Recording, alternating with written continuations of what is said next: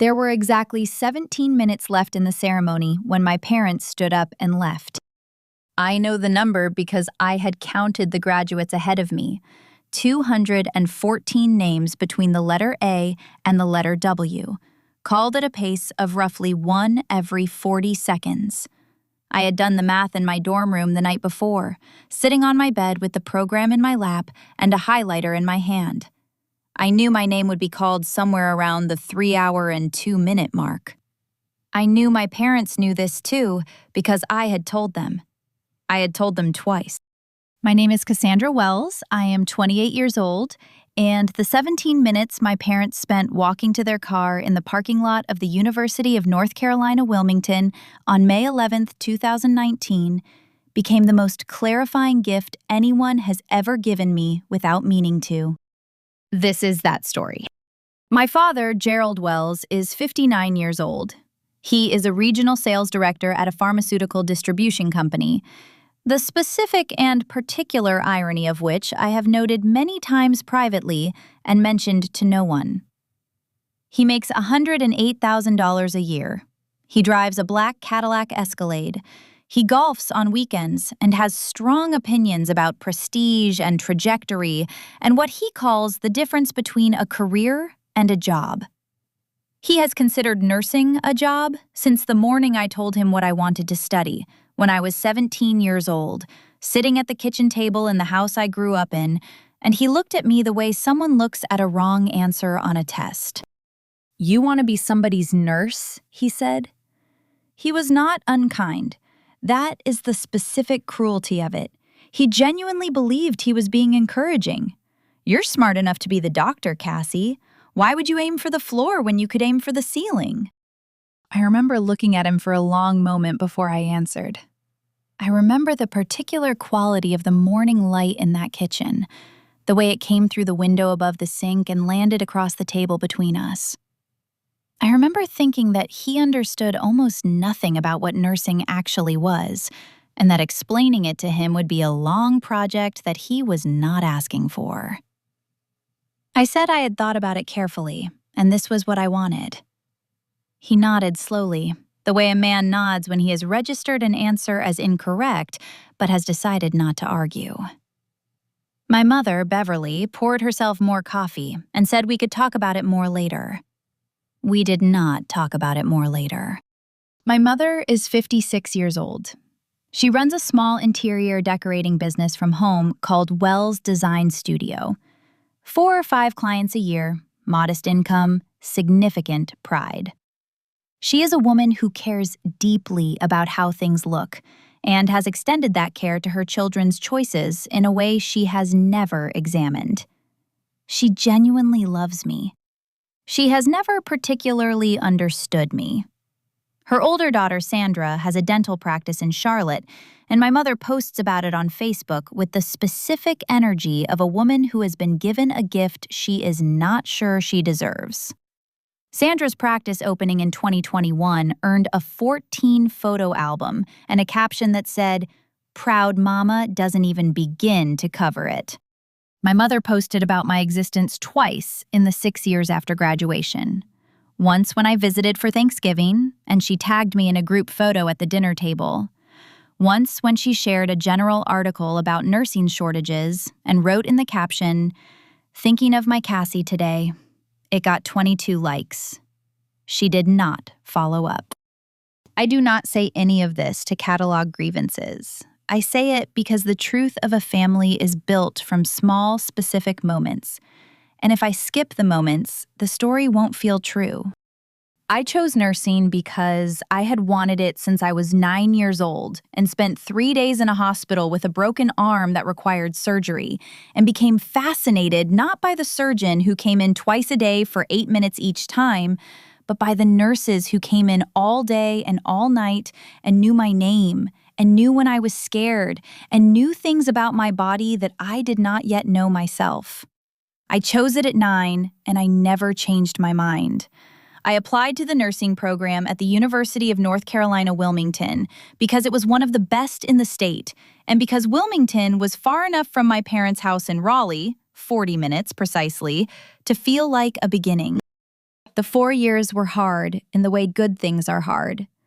Clinical rotations at 6 in the morning, pharmacology exams at the end of semesters I had barely slept through, skills labs where you practiced inserting IVs into rubber arms until your hands stopped shaking. I loved all of it.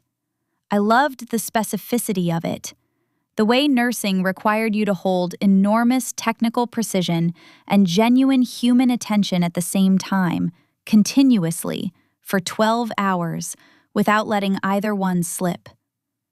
I graduated with a 3.82 GPA and a job offer from Coastal Regional Medical Center in Wilmington before I had walked across the stage. That walk was scheduled for May 11th, 2019, at approximately 3:04 in the afternoon. My parents arrived for the ceremony. I want to be clear about that. They came. They sat in row 7, left of center, a good view of the stage. The ceremony began at noon. The nursing graduates were seated in alphabetical order. There were 231 of us. Wells came near the end. My parents knew this. I had told them this specifically. I had said the name calls will take roughly 2 hours and 40 minutes, and I will be near the very end, and please stay.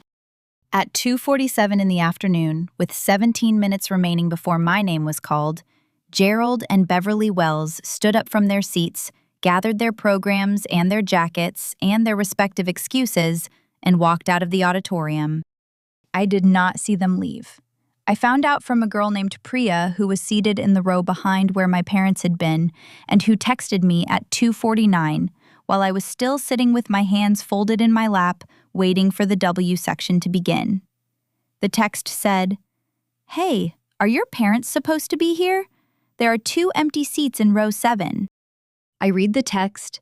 I put my phone back in my pocket. I straightened the front of my graduation gown. I looked at the stage. When my name was called, I stood up and walked across the stage, and the dean shook my hand and the photographer took the photo.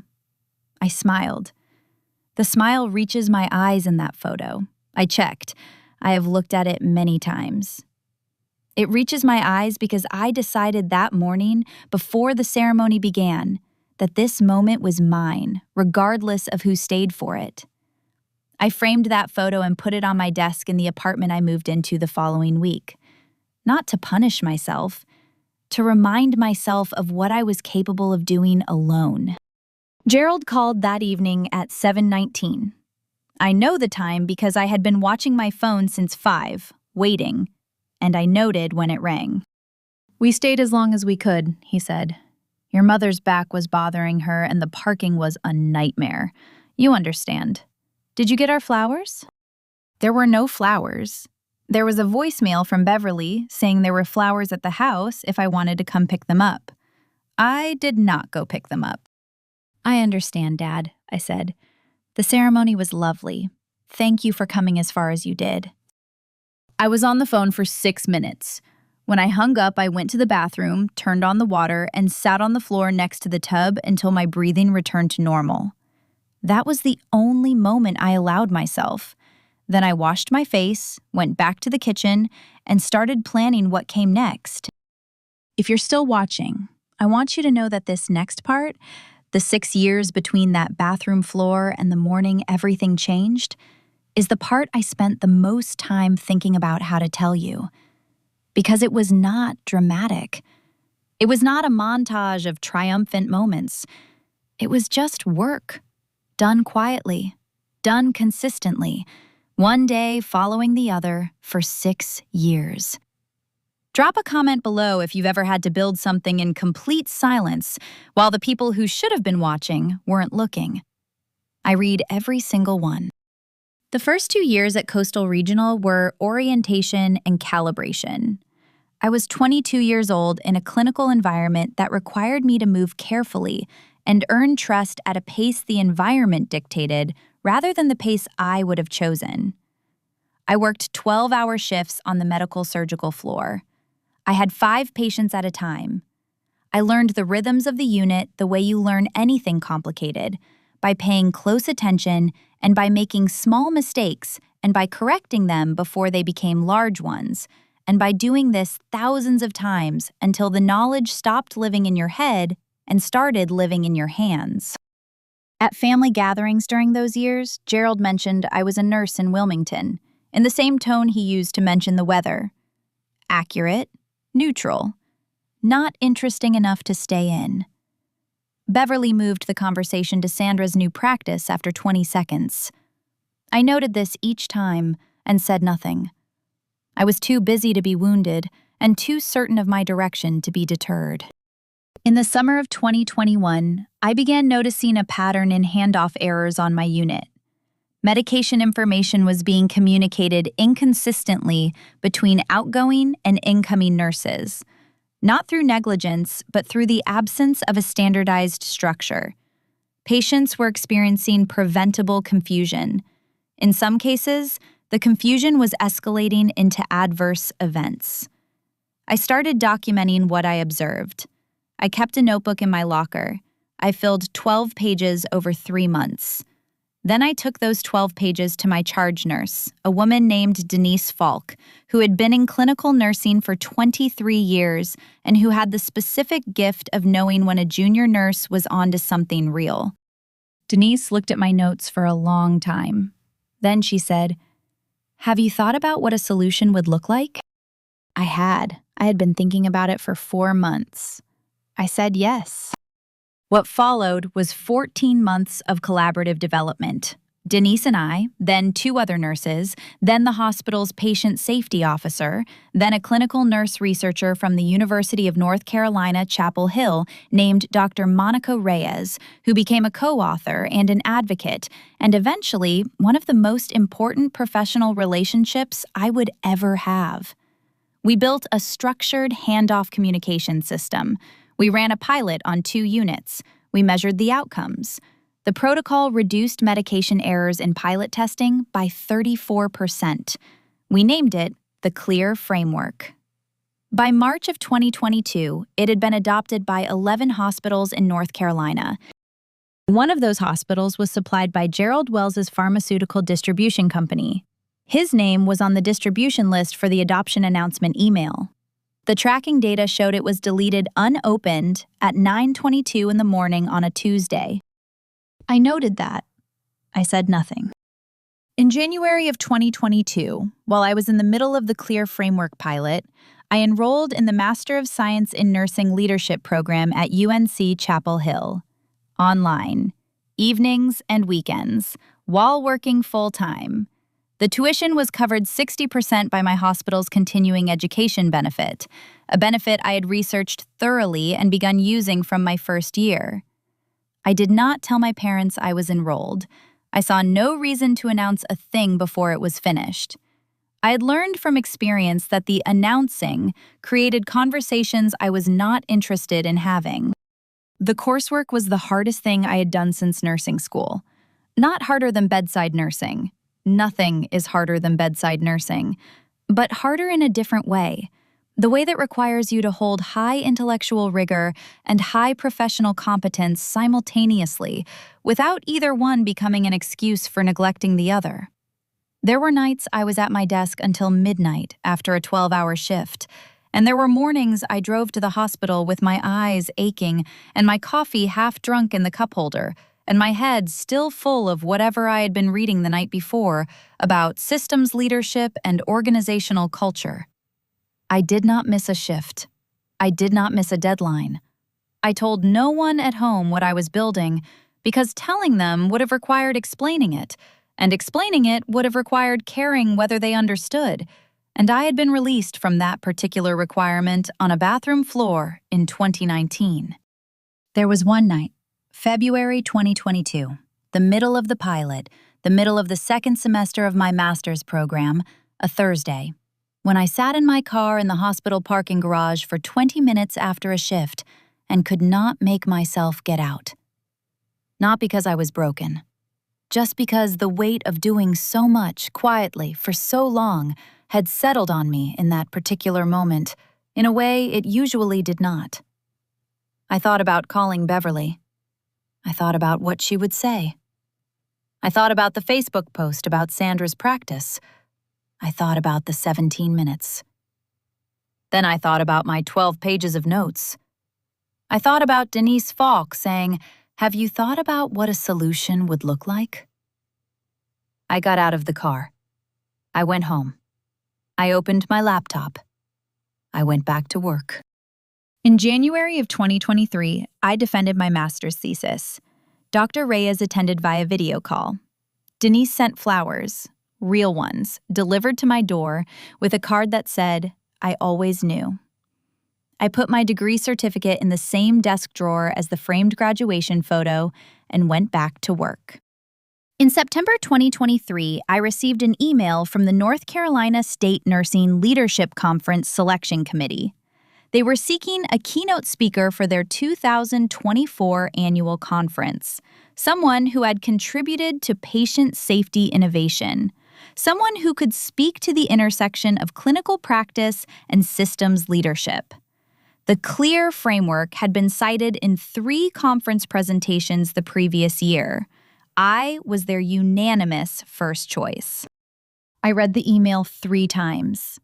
Then I wrote back and said yes. The conference was scheduled for March 14, 2024, at the Marriott Convention Center in Raleigh. 400 attendees, clinical nurse leaders, hospital administrators, nursing educators, policy representatives. The keynote address was 40 minutes. It would be recorded and distributed to member institutions afterward. I wrote the address over 4 months, 11 drafts, each one cleaner and more precise than the last. The final address was titled The Quiet Work, a 40-minute exploration of what patient safety leadership actually looks like from inside a clinical ward rather than from a boardroom. It did not mention my family. It did not need to. The hospital's director of communications, a woman named Patricia Osei, managed the conference logistics, including the complimentary ticket allocation. Each keynote speaker received 10 complimentary tickets for guests. Patricia asked me in February who I would like to invite. I gave her a list of 6 names: my closest colleague at the hospital, my master's program advisor, my roommate from nursing school, and my parents, Gerald and Beverly Wells. I did not call my parents to tell them they were being invited. I asked Patricia to mail the tickets with a note on hospital letterhead stating they had been selected to receive complimentary conference tickets as part of the hospital's community engagement program. Which was true. It was technically and completely true. Gerald opened the envelope on a Wednesday morning at the kitchen counter. He read the hospital letterhead. He read the word complimentary. He called Beverly. They decided to go because it was free, and because Raleigh was only 40 minutes from their house, and because they assumed there would be a buffet lunch. They did not read the program before they arrived. March 14, 2024, the Marriott Convention Center in Raleigh. I was backstage at 7:45 in the morning, standing in a small green room with a cup of coffee I had not drunk and a copy of my remarks I did not need because I had memorized every word. I was wearing a charcoal blazer and a cream blouse. My hair was pulled back in a clean, low bun. I had small pearl stud earrings in my ears. I had prepared for this morning down to the last specific detail, because that is what I do and who I am and who I have always been, with or without an audience. Patricia came in at 8:40 to tell me the room was at capacity. 400 people seated, water pitchers filled, programs at every place setting. She said there was a lovely energy out there. I thanked her. She left. I stood alone in the green room for 4 minutes and looked at the wall in front of me and breathed. Then I straightened my collar and walked to the wings. Gerald and Beverly arrived at 8:52. They found their seats at table 7, front rows, left of center, a good view of the stage. Beverly straightened her jacket. Gerald looked around the room with the mild interest of a man who attends corporate events regularly and knows how they work. He picked up the conference program. He opened it to the first page. The cover read, 2024 North Carolina State Nursing Leadership Conference, Annual Gathering of Healthcare Excellence. And beneath that, in bold type beneath a professional headshot, keynote address, Cassandra Wells, MSN, CNL, clinical nurse leader and patient safety innovator, Coastal Regional Medical Center, Wilmington, North Carolina. Gerald stared at the page. Beverly was still settling into her chair, smoothing her skirt, arranging her bag under her seat. Gerald said nothing. He looked at the photo.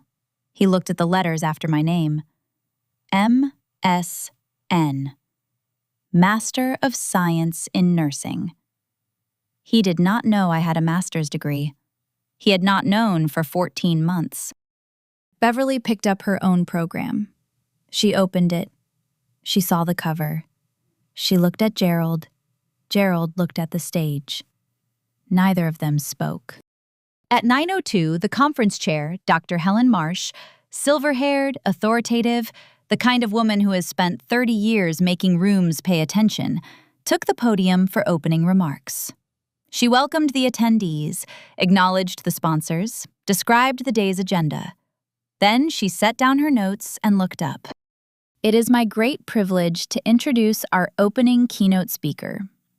In 6 years of clinical practice, Cassandra Wells has co-authored a patient safety protocol now adopted by 11 North Carolina hospitals, completed a master's degree in nursing leadership, and built a reputation among her colleagues as someone who sees what others miss and does something about it. She represents exactly what this conference exists to celebrate: the quiet, essential, irreplaceable work of the clinical nurse. Please welcome Cassandra Wells. The applause began. 400 people, sustained, warm, the specific sound of a room full of professionals recognizing one of their own. I walked out from the wings. I moved to the podium with the ease of someone who has done something in her head 400 times and is finally doing it in her body. I adjusted the microphone. I set my hands on either side of the podium. I looked out at the room. I found table 7 without appearing to look for it. Gerald was sitting very straight. Beverly had the program in both hands. Neither of them was applauding. Not from cruelty, from the specific paralysis of 2 people trying to reconcile the person standing at a podium in front of 400 professionals with the story they had been telling about her for 6 years. I looked at them for exactly 2 seconds. Then I looked at the rest of the room. Good morning. I want to start by telling you about a graduation ceremony, specifically about the 17 minutes at the end of one that changed the direction of my entire career. The room leaned forward slightly. 400 people heard a keynote speaker opening with a personal anecdote about perseverance. 2 people in row 7 heard something else entirely. I did not look at table 7 again for the rest of the address. I did not need to. I had said the only thing I needed to say, and I had said it in front of 400 witnesses, and the record would stand without me watching it land. The address ran 41 minutes. I talked about the CLEAR framework, how it began with 12 pages of notes in a locker, how it became a pilot on 2 units, how it became 11 hospitals, and a 34% reduction in medication errors. I talked about what it costs a nurse to notice something important in a system that does not always reward noticing. I talked about the specific work of staying at something when no one is watching. I did not call it perseverance. I called it precision. There is a difference. When I finished, the room rose. Not as a courtesy, genuinely. The standing ovation lasted 47 seconds. I know because I counted. I stood at the podium and let it happen. I was not performing composure. I simply had it. I have had it since the afternoon I decided that my graduation moment belonged to me, regardless of who stayed for it. At the post-keynote reception, Gerald found me first. Beverly was behind him, a half step back, her program still in her hand. He walked up while I was standing with Dr. Marsh, finishing a conversation about pilot program methodology. I saw him waiting, I finished the conversation. I turned. Dad? Not a question. Not a greeting exactly. An acknowledgement of a presence I had been aware of for the last 41 minutes without looking. Gerald looked at me the way a man looks at something he is recalibrating his understanding of in real time. He has sold pharmaceutical products to hospitals for 31 years and has never once, in that time, been in the same room as my professional life. He looked like he was seeing it for the first time, because he was. "You have a master's degree," he said. "I do." "Since when?" "January of last year." He nodded slowly. "I didn't know." "I know you didn't, Dad." Beverly stepped forward and took my hand. She held it for a moment without speaking, and I let her. Then she looked down at the program she was still holding, specifically at the section that described the clear framework, the pilot outcomes, the adoption numbers. 11 hospitals, she said, not a question, looking at the page, then looking up at me. 11 hospitals, I said. Beverly looked at Gerald, then back at me. Her eyes filled. She pressed her lips together and held them there. The expression of a woman who is understanding something in public that she wishes she had understood in private a long time ago. I recognized it. I had spent years waiting to see it, and now that I was seeing it, I found that it felt less like vindication and more like something quieter. Something closer to grief, for both of us, for time that did not go the way it could have. Gerald said, "You were very good up there." "Thank you." "I mean it," he said. And he did. I could hear that he meant it. I looked at him for a moment. "I know you do, Dad." A pause. "I've always been good up there. You just weren't usually in the room."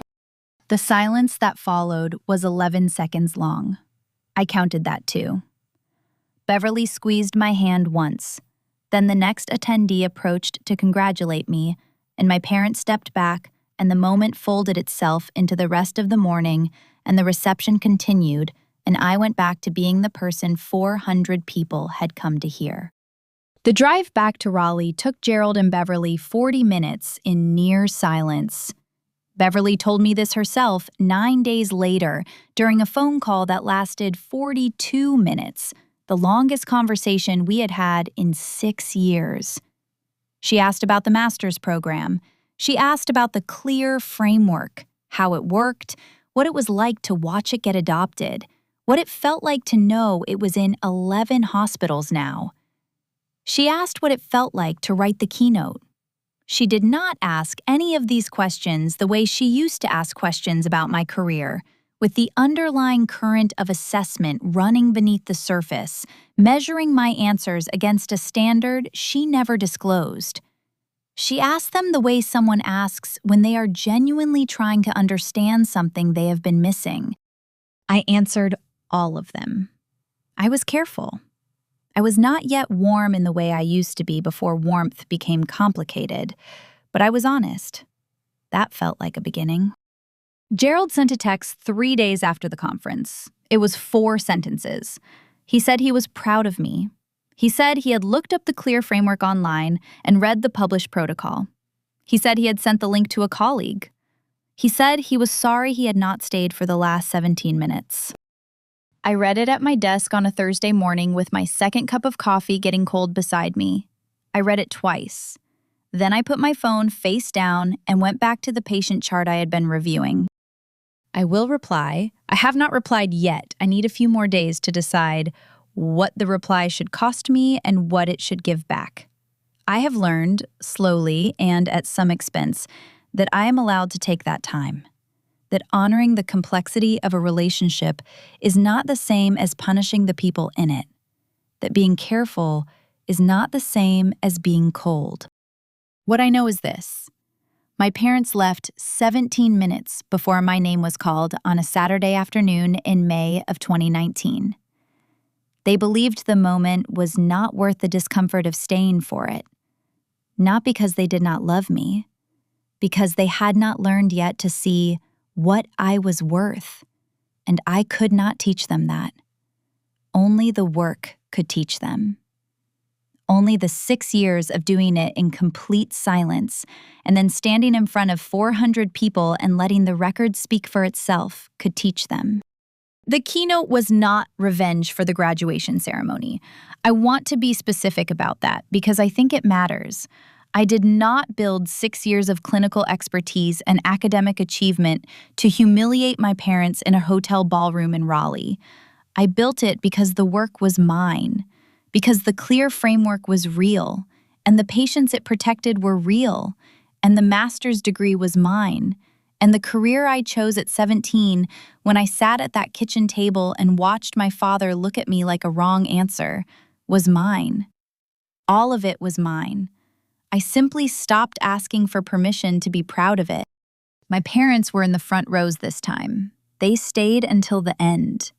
That is the difference between 2019 and 2024 in our family. 5 years, one standing ovation, and the slow and imperfect work of people trying to understand each other a little better than they did the day before. I think about the women who built things in the dark for years before anyone thought to turn a light on. I think about the specific loneliness of being good at something that the people closest to you cannot see. And I want to ask you something. If you're watching this, if you've ever had someone leave 17 minutes before your name was called, I want to know, when they finally came back to see what they had missed, what did it take for them to understand what they had walked out on? Tell me in the comments. I read every single one.